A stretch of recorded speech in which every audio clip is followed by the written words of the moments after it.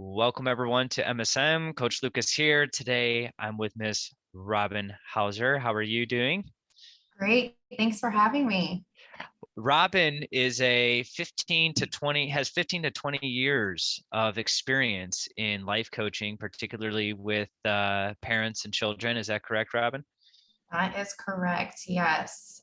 Yes. Beautiful. So I'm excited to dive in. I think the point of today's conversation will be to talk about player development, but more so family dynamics, parenting, family dynamics, perhaps some of the obstacles that you see from your experience, and through this conversation, I'm hoping to shed some light on some common, obstacles that families go through and things, perhaps strategies, tools, things that parents and players can do to help the family and help these children grow up and have successful lives and successful careers. So before we dive into all of that, Robbie, can you share with me like your what you've been doing over the last 15, 20 years? Yeah, love to. I would say I really started off with kids and just as a therapist, would work in homes specifically for the first 5 years, working on my license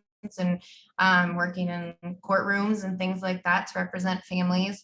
And then moved into a position as a director for 6 years, working with kiddos with trauma. And that really got me into like a lot of adoption, foster care, court issues, and helping these kids to, and parents, families especially, to understand like how trauma affects dynamics and histories and where these kids come from. But more importantly, then shifting over into having my own practice and working mostly with moms, some dads as well, but having that full range of understanding because those kiddos we worked with were as young as 2. And seeing the impact and that generational impact of what we grow up with as parents with our belief system. And then we get these great smart kids that are amazing and they put it all in our faces about like what we thought we knew and what we don't know.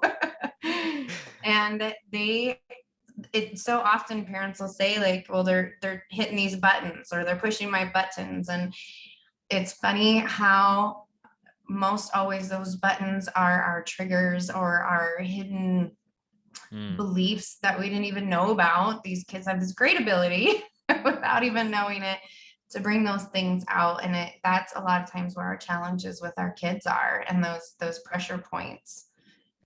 That for me that's so intriguing. I love that because you have this mindset about what life is going to be like, what parenting is going to be like, and there's curveballs, and there's things that happen that are unexpected that lead you down these paths, and you end up going, how do we get here? How do we end up with these obstacles, or how do we end up with these issues? And from my experience, a lot of times that complexity ends up on the shoulders of the kids. At least that's what I see. So from your experience, what are some of like the common, would you say, like obstacles or challenges that you see a lot of families face? I would say the biggest thing that I hear, and I'm sure this will resonate with everybody, is when I was a kid, we couldn't talk to our parents like that. When I was a kid, we weren't allowed to get away with those things. When I was a kid, and the dynamics are so different. And I'm recognizing with parents more and more so that relationship with their children is what's most important. Obviously, any parent, you love your kid and you're just like, I want us to be able to work together. I want to be able to communicate. I want to understand where you're coming from. I want you to hear what I need from you and these things. And for most of us, in a lot of situations, that was not modeled for us growing up. And now our kids are really putting that in our faces of, I really can't just tell my kid because I said so. because then that shuts the door to conversations, that shuts the door to our relationship in that moment.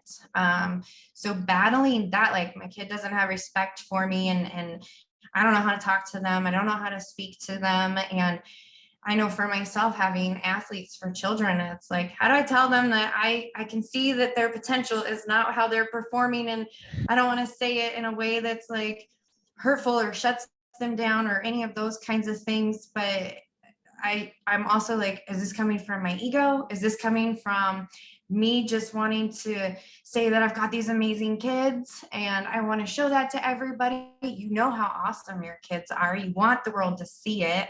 Mm. Um, and so there's that play too, especially with a lot of the athletes. It's where's my kid, what's happening in this game, or where's their head in this aspect. And you do a great job of like, these are the things we talk about, this is what we address. And I think as parents, we put a lot of pressure on ourselves to know the right thing or push in the right way, and then we don't want to mess up, and we want to be there for our kids. That's beautiful, and that's spot on with what I see as well. I think in addition to that, what I see is a lot of, and I'm not sure if you see this, but I think a lot of parents, we want our kids to be so successful, and we really, really want it. We want to, and like you said, is it coming from love? Is it coming from ego? Like, where is that desire coming from? Why do we want our kids to succeed? But ultimately, I think a lot of parents get caught up in like really that eagerness of wanting their player to succeed or wanting their child to succeed, and that can then lead down to these paths of complexity that we get ourselves into. Does that sound accurate? 100%. Yes. And I think some of the battle too, I haven't heard a lot of people talk about this, but I've also seen it in our kiddos' different stages of growth.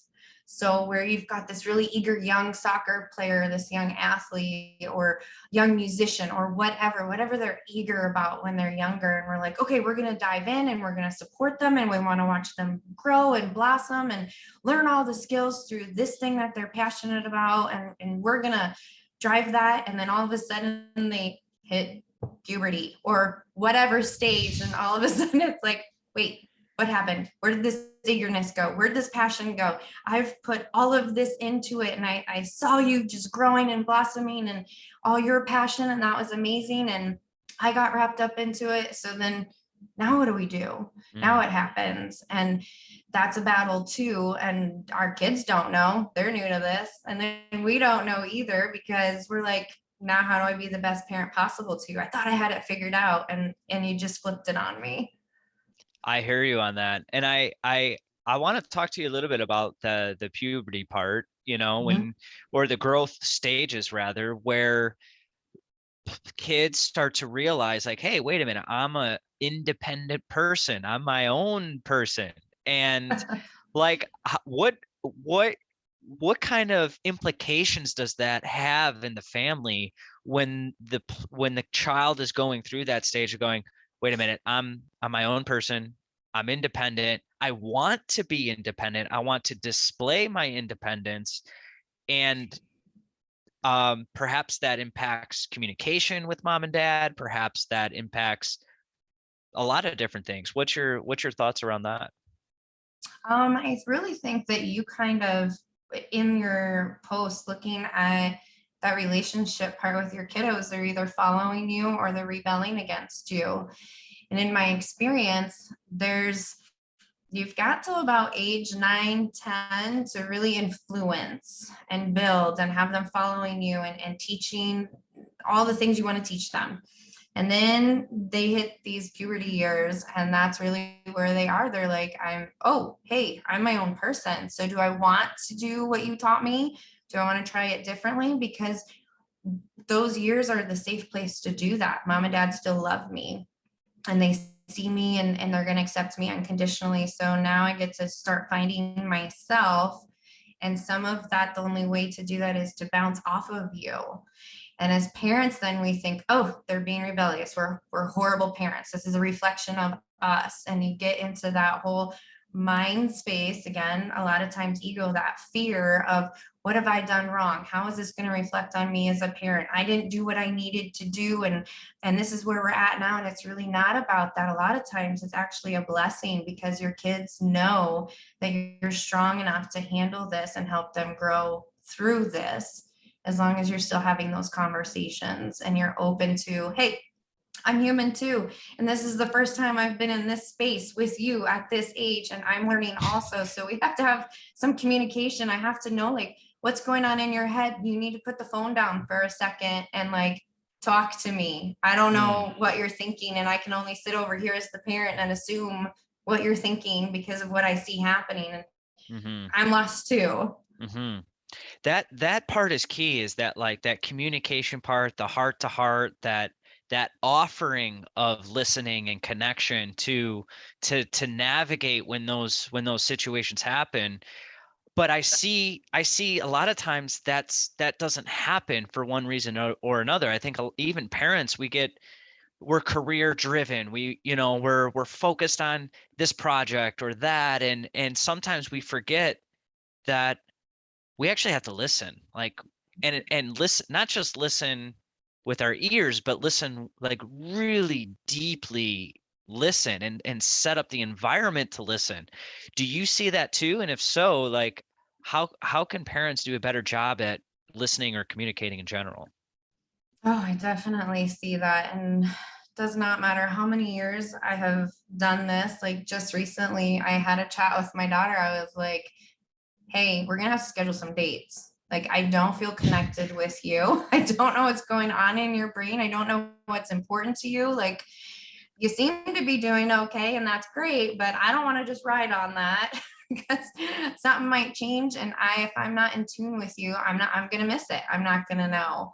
Mm, Um, so honestly, for me, it's like almost the cheating way maybe of doing it, but we have to sit down, look at a calendar together and schedule dates so that I mm, know I am blocking out time for physical time, mental time, heart time for myself to focus on this. And then we're having this agreement of this is what we're doing together. This is what this is going to be about.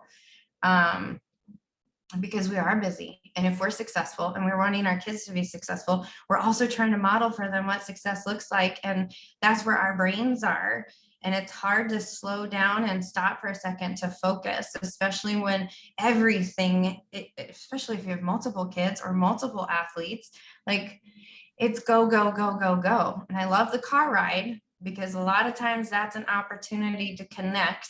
And so that's everybody, phones down, talk to me.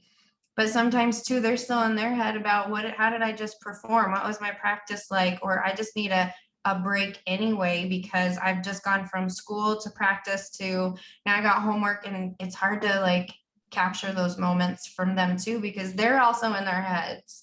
So it's that scheduling, I would say, and making sure everybody's mindful. yeah, yeah. It's almost like it almost feels like silly to have to do that, Right. right? But like in today's world, like, you absolutely have to. Like, it's such a fast-paced world that we live in, and sports and multiple kids and activities and schools and all these things. Like, you got to get it on the calendar. You've got to block out that time, and allow that space, right? Right. Yes, for sure. And it lets your kids know like they're important to you too. Like you are specifically making sure that you are checking in with them. And hey, it might feel like cheating because you got to put it on the calendar as a reminder, but sometimes that's what you have to do to make sure you're still touching base with them. Absolutely. I love what you said about modeling success, Mm-hmm. because I see a lot of parents that I would consider high achievers. They themselves are high achievers and they value work ethic, Yes. and Yes. they want to display that. They want to display that value, and they want to instill that value in their children. And in doing so, they work hard, and that can lead to disconnect, or even on a different notion, players can feel that level of standard, that level of work ethic, and they're going, whew, man, that's a lot. That's a lot. And what do you see in that arena? I see, honestly, a lot of my kiddos that I've worked with in the past too, especially in the older ages. They're like, I want to tell my parents that I don't feel like I can do this. I want to tell my parents that this is too much. It's too big of a balancing act. I want to tell my parents that I don't feel like I can keep up at this level anymore, but I don't feel like it's safe to tell them that. I don't want to disappoint them. I don't want to let them down. I see how hard they work. I see how much, or they even tell me how much they've put themselves into helping me be successful. And it's scary to say that's not my preference anymore. Right. That breaks my heart too, because as a parent who knows what that is to put so much of yourself into helping your kids be successful, it's out of love. It comes from love. We do it because we absolutely would give the world to our kids if we could. That's why we work so hard. So then to feel like this child is saying that they can't feel confident in going to their parents to say what they need or what they're feeling, which obviously then we get like the depression, the anxiety, the um, just the not great things to cope, because they just need that connection and that conversation. So as a parent myself, I check in, part of that check in with my kids is this something you're still passionate about? Is this something you still love? Why is that? What drives you? What do you need from me to help you with this? Just because I think you might need something, that's maybe not what you need. And maybe that's not where I need to be putting my focus and my energy. And letting these kids know, like, you're human too. Where have maybe you failed in your life, or you've had to have different or difficult conversations that ended up being great, but you're showing them that it's okay to be vulnerable. It's okay to speak up. It's okay to have that. And maybe that clarity gives them back their drive again. And they know that they can have those conversations with you. And that allows that freedom in them to like re-explore their passion too. I love what you said there about vulnerability. Like, it's that's a secret superpower for a parent. And it's like Hardcore. Yes. it's so confusing. Like, you want to display strength, right? You want to display success and work ethic, and you want to display that you can work through the pain, right? But then there's like, wait a minute, there's something really, really profound and powerful about displaying vulnerability to your child. What are your thoughts about that? I think it's come to light even more so now. And we've unfortunately had a lot of these star athletes at college levels that have committed suicide and felt isolated because they didn't know where to go. They didn't know how to talk about their mental health. They didn't know how to speak about what they needed or what was worrying them or felt heavy for them. And I think as parents, our job really is to keep those lines of communication open. Like, is your child's happiness and well-being more important than what scores they have, what numbers they have, what they have on a resume? And even with my 10-year-olds, I've had a conversation. I was like, look, when you get older and you move out and you have your own life, the biggest joy for me will be when you call me and you're asking advice for me, or you're sharing your day with me and you're wanting to connect with me because we've built that relationship together.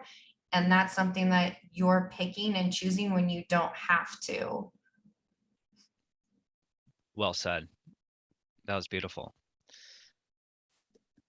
I've been meaning to ask you about this, and I want to know what your thoughts about this, because I've been delving more and more into parenting, in the parenting dynamics. And this recent book that I've been reading, one of the first lines in the book was like something, it was citing a study, and it said,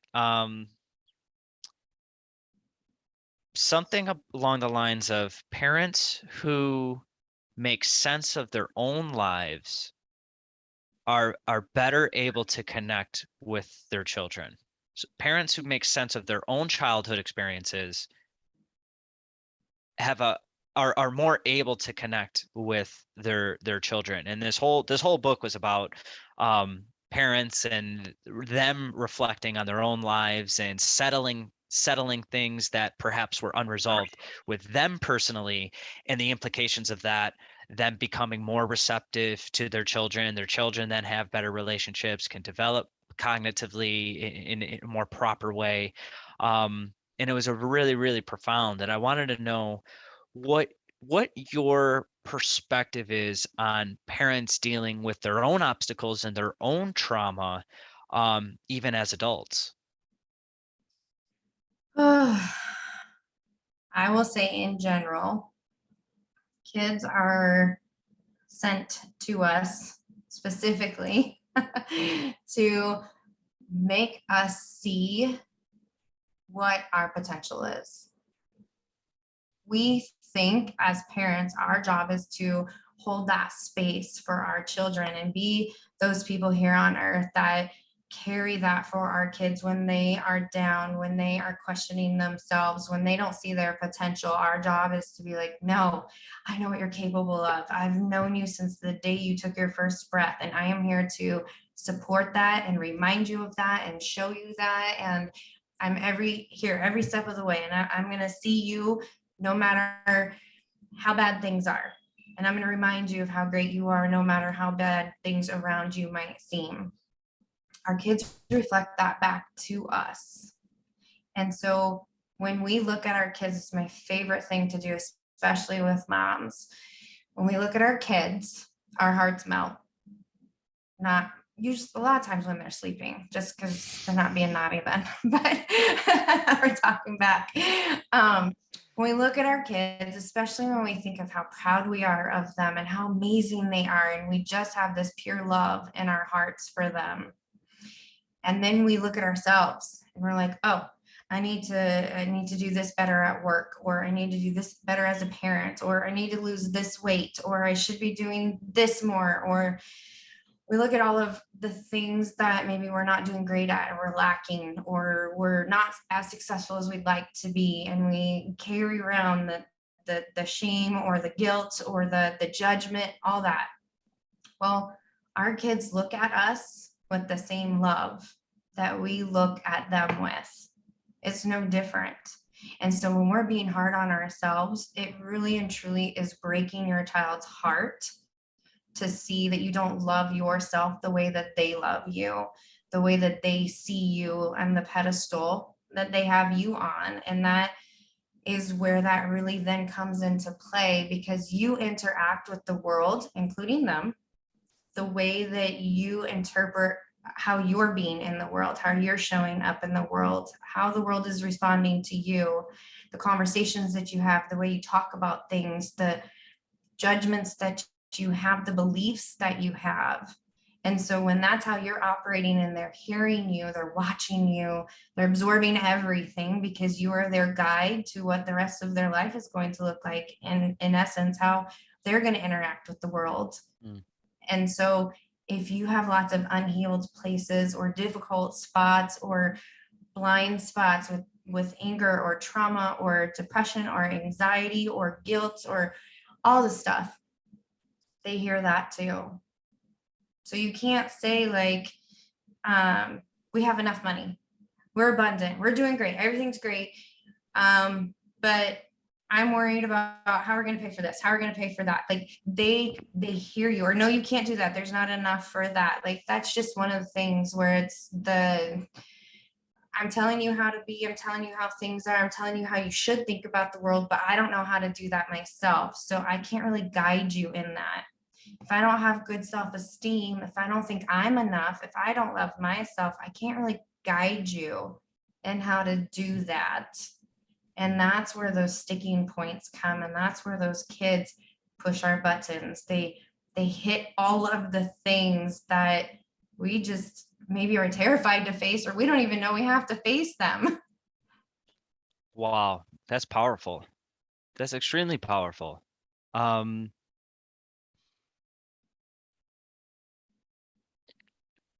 for parents that are listening to this and are thinking, hmm, something's not settled, something's not right. Like either there's a communication, either I'm not on the same page with my child, or you know what, everything that Robin just said right there, like that actually deep down that there's something that resonates with that. What does a plan of action look like for a parent who might be in a unaligned situation like that? Mm, I would say honestly, it kind of goes back to that everybody hates this word if they have not stepped into the power of it, but that vulnerability, just even saying to yourself, like, I don't have all the answers. I don't know. And maybe I don't even know where to start, but I know that I'm missing something here. I know there's something that I want to be able to do better. I want to model for my child better. I want to communicate with my child better. I want to connect with my child better. And I feel like there's something that I can do to work on my healing so that I can offer that space for my child. Mm, that's beautiful. Yeah, I think we're in this world that we live in.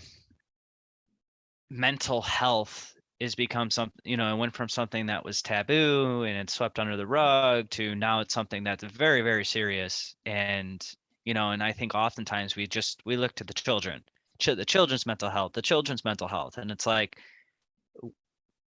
I hope that this momentum of mental health awareness and what would you call it?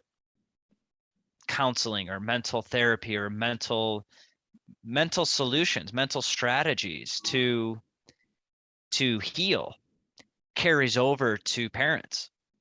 I hope that momentum continues, and it sounds like you've been knee deep in it for the last 15, 20 years, and I really, really appreciate speaking with you about this. I love that you have brought this to the forefront for your parents, your audience, for their kids. Like that's a huge gift, and I feel like none of us are gonna feel ashamed if we have to go to the dentist because something is wrong with our tooth, um, or something on our body hurts. Okay, go to the doctor. And that's okay. And our kids are like, oh, that's okay to do. Like mom does it, dad does it. We go to the doctor, they take care of us. Mm, So for parents to also model this for our kids, there's a lot of times where um, a child is brought in for therapy and the focus is on the child because the parent has this love for this child, and I want to get them everything they need and I want to help them and I want to support them again in being successful because I love them. But many times then it's like, okay, so you have to love you too, otherwise to that child who you are trying to get this help for, it looks like that's also not okay, or something is wrong with them because you're not willing to do it yourself as the parent. mm, And it does not have to be therapy for the parent. It could be coaching. It could be a self-help program. It could be whatever it is, but showing your child like you're here to learn too. right. Our job is to learn. And if you can offer that to your child, like through the rest of your life, whatever you need to do to learn about you and your mental space, that's always a success. That's always something to be proud of and to look at as a strength. Beautiful. Beautiful. Well, from my experience in dealing with players, a lot of players struggle with confidence, self-esteem, performance nerves, performance anxiety, being able to express themselves freely when performing.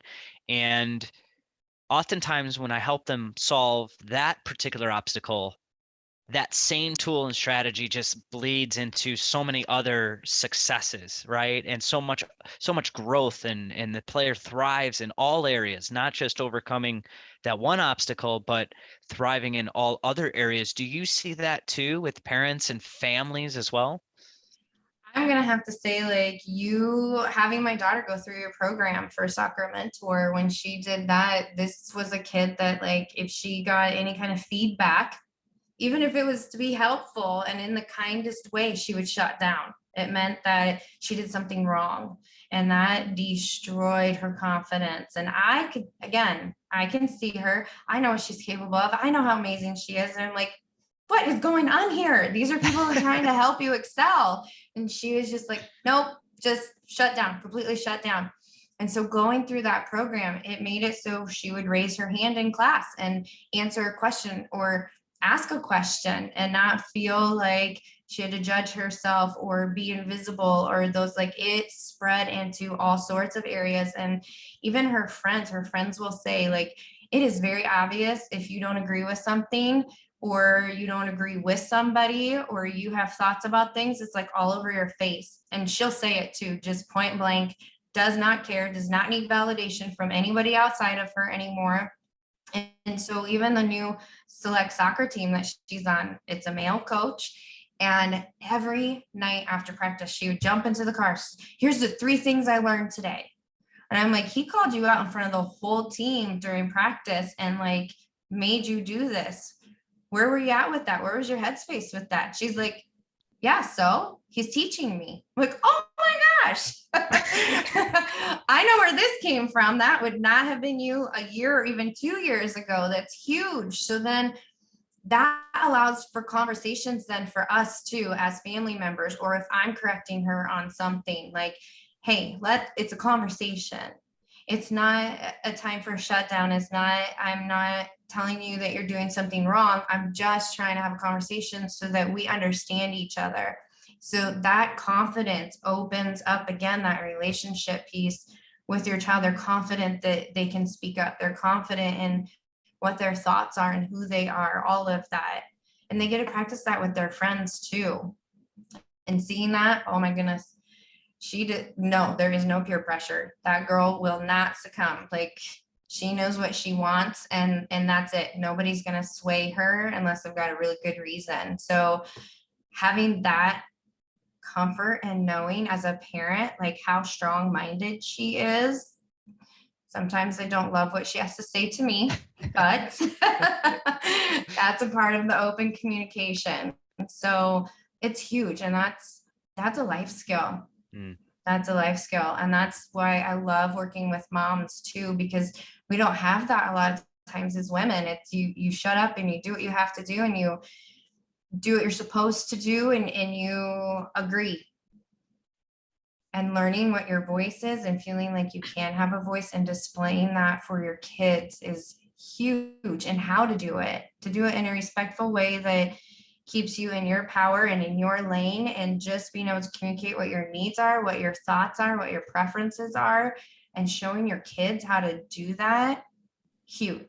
Huge. And that allows them to go even further in life with things that they want, for jobs, for whatever relationships, healthy relationships. So, like, that confidence that you teach and do with your players in those groups and that headspace, huge ripple effect for the whole family, honestly. So Beautiful. I'm very grateful for that. Well, I'm grateful for you. I thought this conversation was beautiful. I appreciate you taking time out of your day to come and speak with me, and to, my families, my followers, and I hope we get to do this again sometime. I definitely appreciate this. Yes, you've got a great group of followers. These families are amazing. So thank you so much for letting me come and talk. And like I said, bringing this to light for everybody and offering this platform. It's Be- great. Beautiful. Robin, thank you so much, and let's do it again. Thank you.